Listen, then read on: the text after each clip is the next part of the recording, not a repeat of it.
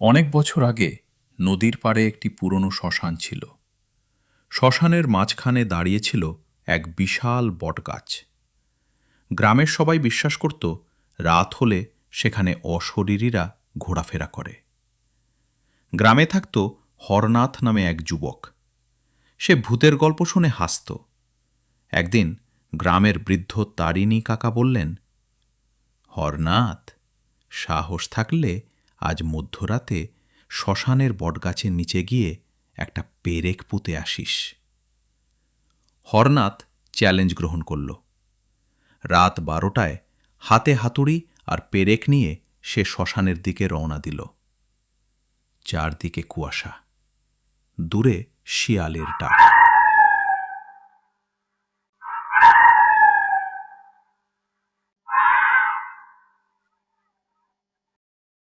বটগাছের নিচে পৌঁছে সে দ্রুত পেরেকটি মাটিতে পুঁততে লাগল। ঠক ঠক ঠক। পেরেক পুঁতে সে ঘুরে দাঁড়াতে গেল, কিন্তু হঠাৎ মনে হল কেউ যেন তাকে পিছন থেকে ধরে রেখেছে। সে যতই দৌড়াতে চায় ততই আটকে যায়। হরনাথ ভয়ে কাঁপতে লাগল। কে কে আমাকে ধরেছে? কোনো উত্তর নেই, কেবল ঠান্ডা বাতাস আর পাতার শব্দ। সারা রাত সে ভয়ে চিৎকার করতে লাগল। পরদিন সকালে গ্রামের লোকেরা তাকে বটগাছের নিচে অজ্ঞান অবস্থায় পেল।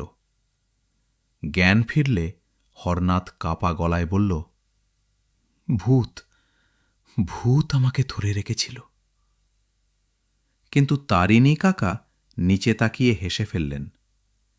আসল ঘটনা ছিল, পেরেক পুঁততে গিয়ে হরনাথ নিজের ধুতির এক কোণো মাটিতে পেরেক দিয়ে আটকে ফেলেছিল। তবে গল্প এখানেই শেষ নয়।